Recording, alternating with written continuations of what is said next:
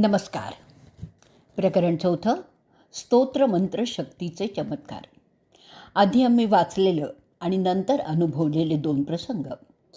त्या काळी आम्ही गृहस्थाश्रमात होतो.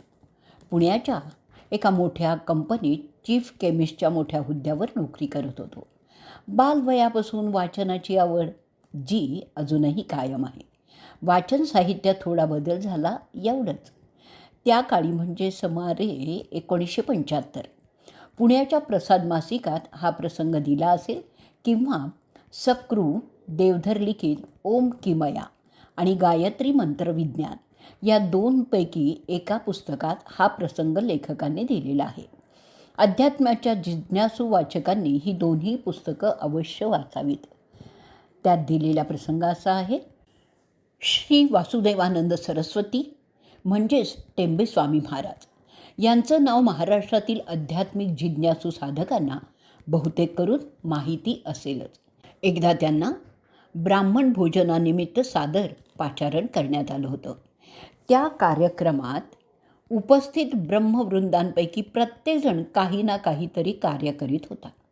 ते पाहून स्वामीजी हसून म्हणाले, "अरे, तुम्ही प्रत्येकजण काही ना काही काम करीत आहात. मी फक्त एकटाच रिकामा बसलो आहे. मलाही काहीतरी काम द्या." सर्वजण विचारात पडले. एवढ्या मोठ्या संत पुरुषाला, महायोग्याला आणि अत्यंत आदराने निमंत्रित अशा या दंडी स्वामींना काय काम द्यावं? ते योग्य होईल का? शेवटी कोणीतरी युक्ती काढली. त्यांच्यापुढे सहाण आणि चंदनाचं खोड आणून ठेवलं. चंदन घासून गंध उगळण्यासाठी. अगदी अलीकडे काही वर्षापूर्वी महाराष्ट्रात अशी पद्धत होती की पंगत वाढून झाली की यजमान सर्वांना कपाळी गंध लावायचा. टेंबेस्वामींनी गंध उगाळून ठेवलं. पंगत बसली. यजमानाने चंदनाचं गंध घेतलं. पहिल्याच्या कपाळी लावलं. तो आ आ करून उठला. दुसरा, तिसरा, चौथा सर्वांच्याच तोंडून आग. 4घे जण म्हणाले, कपाळाची आग आग होत होती.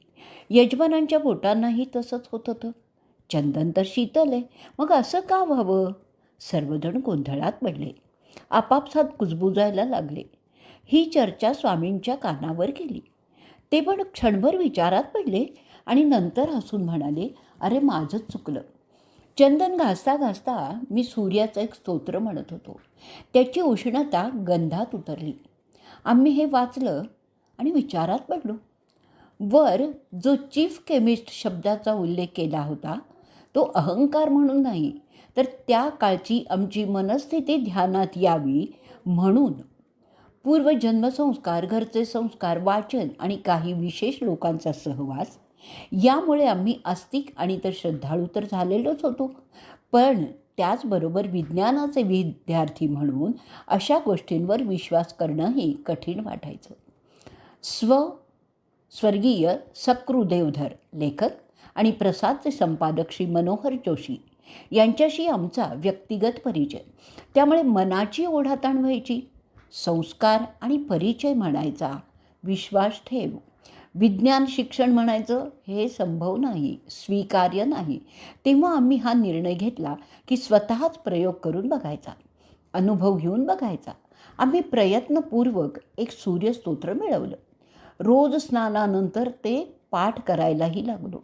त्यानंतर थोड्या दिवसातच गृहस्थाश्रमाचा त्याग करून संन्यास घेण्याच्या आणि आत्मकल्याणाच्या हेतूने आम्ही घराबाहेर पडलो. गुरूंच्या शोधात भारतभर पायी प्रवास झालेला होता. पण गंमत म्हणजे आम्ही काही विशिष्ट प्रयोगासाठी, अनुभवासाठी हे स्तोत्र सुरू केलं, हेच मुळात विसरून गेलो.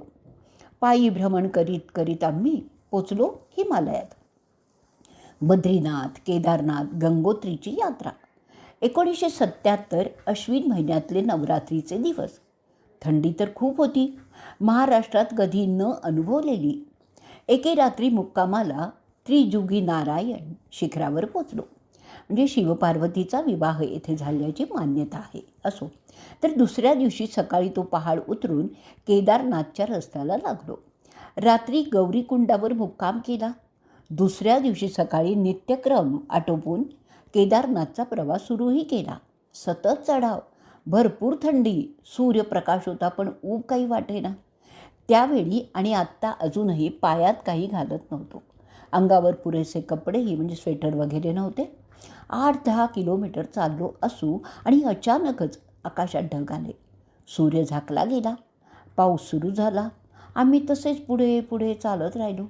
आता पावसाच्या ऐवजी बर्फ पडायला लागलं. पाहता पाहता रस्त्यावर बर्फच बर्फ. संपूर्ण भिजलो. अनवाणी पाय तर अगदीच गारठले. पायांची बोटंसुद्धा अगदी सुन्न झाली. चालायचं तर त्राणही उरलं नाही. पण चालण्याशिवाय तर गत्यंतर नव्हतं, कारण आश्रय घेण्यासाठी जवळपास काहीही नव्हतं. घर, झोपडी, काही म्हणजे काही नव्हतं. एका जागी उभं राहणंही शक्य नव्हतं आणि चालणंही शक्य नव्हतं. आणि त्याच वेळी अचानक आम्हाला ते सूर्यस्तोत्र आठवलं. आम्ही मनातल्या मनात स्तोत्र म्हणायला लागलो. दृष्टी पायांवर ठेवली. 2-3 आवर्तनं होता होता पायात उष्णता वाटायला लागली. गारठलेली अगदी सुन्न मृतवत झालेली बोटं हालायला लागली.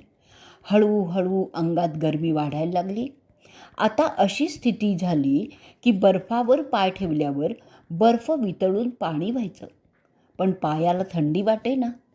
आम्ही अगदी मजेत सहज फिरायला निघाल्यासारखे चालत चालत केदारनाथ मंदिराच्या थोडंसं अलीकडे गरुड चट्टी नावाचं छोटंसं ठिकाण आहे. तिथे साधू संतांचा एक आश्रम आहे. त्या ठिकाणी पोचलो. आम्हाला त्या हिमप्रपातात अनवाणी सहज फिरत आल्यासारखं चालत आल्याचं पाहून त्या आश्रमातील साधू संन्याशांना देखील अतिशय आश्चर्य वाटलं. त्यांना आम्ही हे रहस्य कसं सांगणार? आम्ही नंतर सूर्यनारायण भगवंताला वंदन करून कृतज्ञता व्यक्त करून हे स्तोत्र म्हणणं बंद केलं. प्रयोग झाला, अनुभव घेतला, समाधान झालं. आता त्या स्तोत्राची आणि सूर्यनारायणाला त्रास देण्याची आम्हाला आवश्यकता वाटत नाही. स्वर्गीय सकृ देवधर यांच्या त्या लेखात स्वामी श्री वासुदेवानंद सरस्वतींचा आणखीन एक अनुभव दिलेला होता. मात्र हा प्रयोग आम्ही स्वतः करून बघितलेला नाही आहे. स्वामी श्री त्यांच्या काही शिष्यांबरोबर चालत चालत जात असताना एके ठिकाणी एक खूप मोठा काळा जहरीला कोब्रा नाग रस्त्याच्या मध्यभागी वेटोळं मारून फणा काढून बसला होता. सर्व शिष्य घाबरले. कोणाचीच पुढे जाण्याची हिंमत काही होईना. त्यांची उडालेली घाबरगुंडी पाहून स्वामीश्री हसले. त्यांनी त्यांच्या हातांच्या दंडाने तोंडाने काहीतरी मंत्र म्हणत त्या नागाभोवती वर्तुळ केलं आणि ते शिष्यांना म्हणाले, हा आता वर्तुळाबाहेर येणार नाही, तुम्ही न घाबरता चला. शिष्यांसह स्वामीश्री पुढे गेले. संध्याकाळची वेळ होती. जवळच्या गावात मुक्काम होता. सकाळी कोणीतरी स्वामीश्रींना म्हणालं, महाराज, काल संध्याकाळी तुम्ही त्या नागाभोवती वर्तुळ गेलं. तो नाग रात्रभर आणि अजूनही त्या वर्तुळातच बसून आहे. आता तरी त्या विचाराला मुक्त करा. मग स्वामीजींच्या लक्षात आलं, अरे आपलं चुकलंच. मंत्र म्हणत आपण नागाला वर्तुळात बंद केलं, पण नंतर त्याला बंधमुक्त करायलाच विसरलो. स्वामीश्री पुन्हा तिथे गेले. ते वर्तुळ पुसलं, तेव्हा तो नाग बंधमुक्त होऊन निघून गेला. पुढची गोष्ट आमच्या वाचनातली आहे, पण तिच्या शक्यतेबद्दल आम्हाला यत्किंचितही शंका नाही.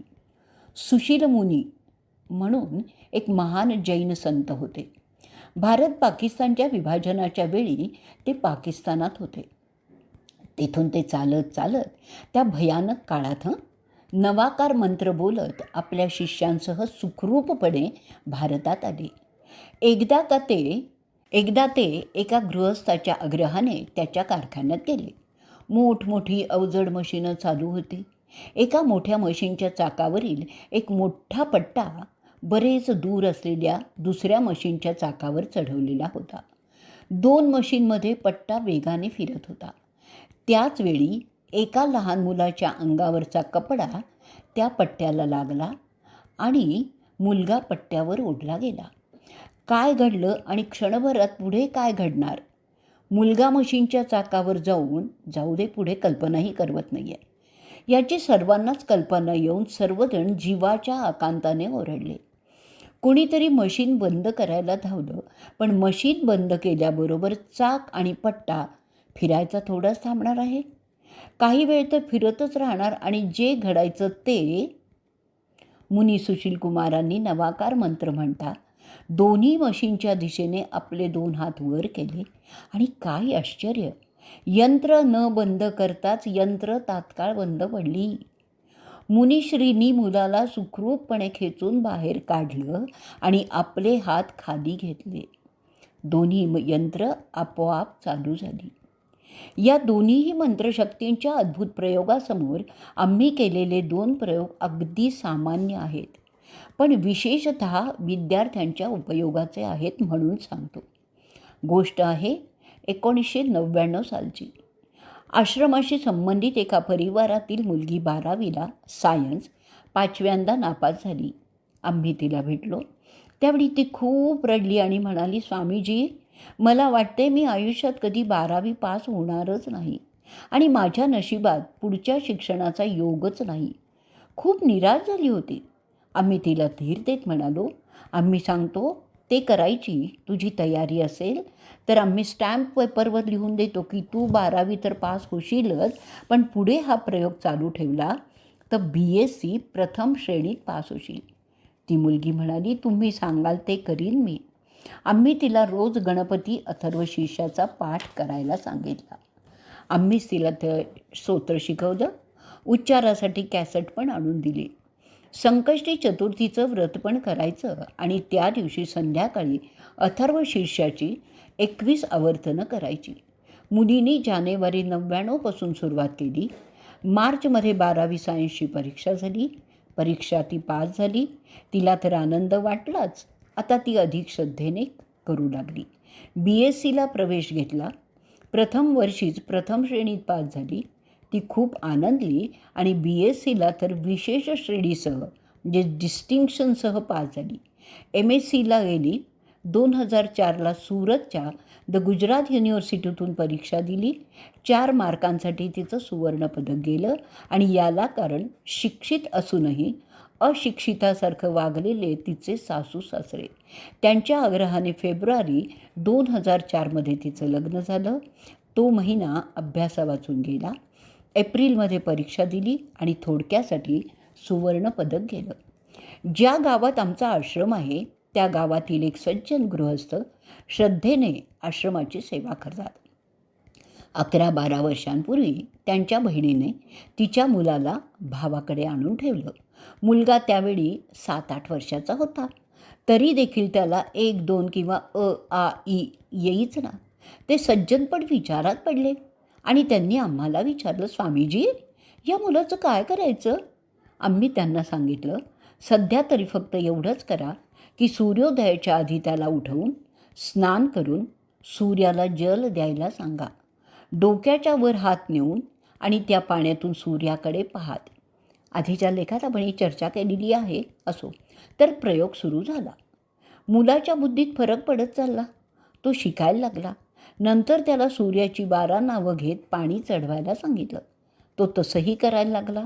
एकही वर्ग नापास न होता चढू लागला. 7वीत तर त्यांनी कमालच केली. सर्व वर्गात प्रथम आला आणि आता मागच्या वर्षीच 10वी पण झालेलं आहे. इथेच आपलं 4थं प्रकरण आपण संपवणार आहोत.